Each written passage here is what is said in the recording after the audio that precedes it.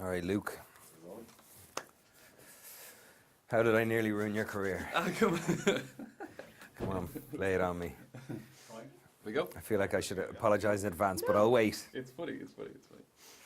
Oh, good, cool. Mr. Colin Farrell. Hello, Luke. It's a big one for me because we have history. Come on, tell me. It's a long, long time ago now. It's about 7 years ago, right? My first ever red carpet gig. I was working for Kildare TV. Right? Okay. You've probably heard of it. Yeah, of course. Massive.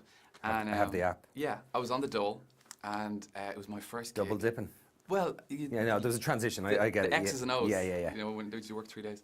And you arrive at the Total Recall premiere, and I was in the wrong spot, and I didn't realise that I shouldn't be standing next to Glenda Gills from Expose. So they just went right by me. You were really nice, and you interviewed Glenda, and she had a chat with you. I interviewed her? Yeah, basically, you switched around on her. Right. And then I was waiting for my... and you just faded off into the distance, and I never got you. And here we are. I went back to Kildare TV, and they kind of said, we might have to let you go. And They did not, did they really? They did, yeah. That was the end of my career. But they said they might. Yeah, they kind of And were, they kind of did let you did. go. They just Did They didn't give me another... Ah, they're regretting it now. They're kicking themselves now. Look at us now. Kildare TV. Here we are, man. Cream of the crop. But yeah, no, that was just a mad experience. It wasn't your fault. You were just being directed. But Dumbo. Now Yes. the two of us are at like a different stage in the career. Congratulations on the movie. Thanks, man. Saw it last week. Is it difficult working? Because I mean, it's such a big world that doesn't necessarily exist. Because there's a lot of green screen, a lot of like acting to air. I suppose. Is it difficult with all the kids around you and everything? Kind of. Was it a tennis ball? Or what was Sometimes the it was a tennis ball. Sometimes it was a laser pointer. When the animal was flying, they'd have a laser pointer and they'd go around the tent with the laser pointer, and we'd all be just doing this nonsense. And then sometimes they had an actor by the name of Ed Osmond, who was dressed head to toe in green spandex. Lovely green figure-hugging spandex for 6 months every day. He took it on the chin like a champ. But they gave him stilts as well that were about yay long that he'd wear at the end of his arms to just make his physical alignment, his spinal alignment and everything as per an elephant would be. And he watched hours and hours of footage on YouTube, and he played Dumbo, and he was incredible. Like, he literally would do things, because they gave him this weird thing that made his head look like an ant, but it was just a reference for the people who would gonna put the elephant in after the film. And so you couldn't see his face, and it had two kind of weird cockeyed things.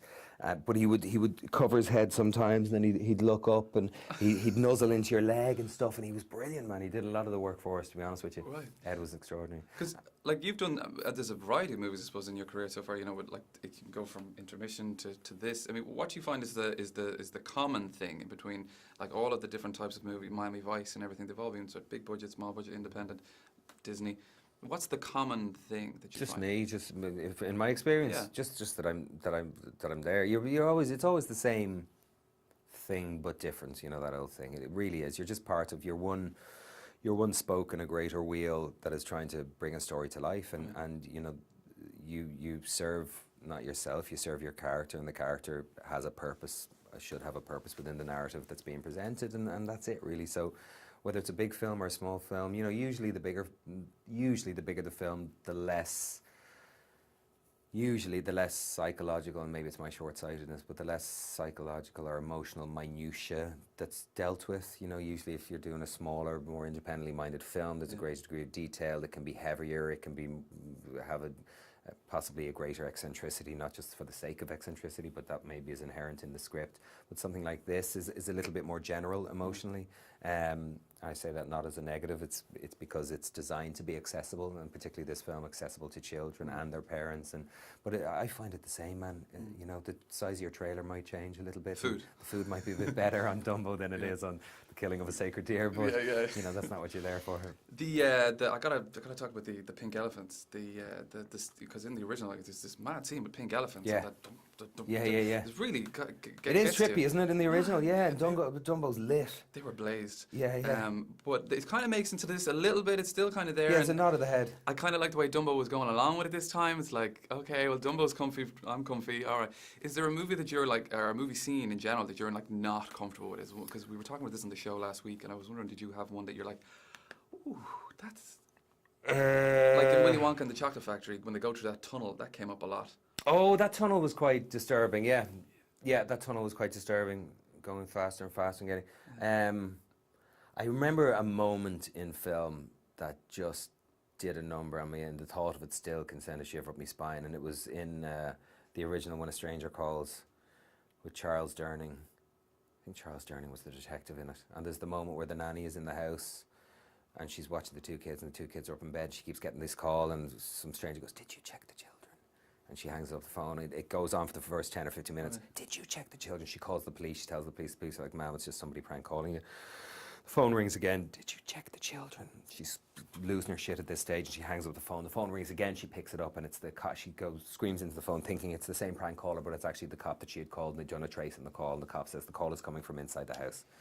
That came in 5 times. That's so that weird. Came up 5 times. That came a few. I just got goosebumps talking about it. That's whisper. how. It was so terrifying. That moment when the cop says the call is coming from inside the house, and you've been put into the body and the experience of the woman in the film at that stage, so you really experience what she. Yeah, that was one thing that stands out. You got to see 2 people come back together. I think it's for the first time since Batman. Michael Keaton, Danny DeVito. Michael and Danny, I think so. Yeah. All right. Yeah, I think so. Was there a moment for you being like, "Wow, Batman," when you met him? Not really. God, I loved the Burton's Batmans, and whatever age I was 9, 10, 12, whatever age I was, I loved them both.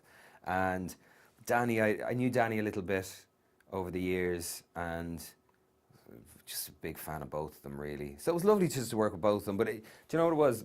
Because they each had worked with Tim Burton a couple of times, and Ava Green had worked with Tim Burton 3 times. I think this was her 3rd film. There was a sense of familiarity on the set, family, that was really lovely. I mean, it did feel like a creatively dysfunctional family, this film. Yeah. I mean, both in front of and behind the camera, there's quite a few oddballs. And to be part of that, yeah, a little bit, but like as led by the master of ceremonies, Tim Burton, who's, the very epitome of truly eccentric in the most beautiful way, and just every cell in his body vibrates with creative energy. And he's like a Tasmanian dust devil on the set, man, watching him sometimes. And it's like being at Wimbledon, you'd just be like, and he's just gorgeous to work for and to be around, because the kind of mind and imagination that brings into the world, the kind of worlds that he's created through the years, is a really beautiful imagination and mind to be close to and to be a part of what he dreams into being, Perfect. Well, Colin Farrell, thank you so much. After all these years, man, I do. It's a delayed apology. 12 years later, 8 years later. Kildare, you're missing out. Thanks, Luke. Thanks, man. Cheers, man. Pleasure. Yeah. Cheers, pal. Cheers, good luck, man. Best of luck. You too, Thank Luke. you, guys.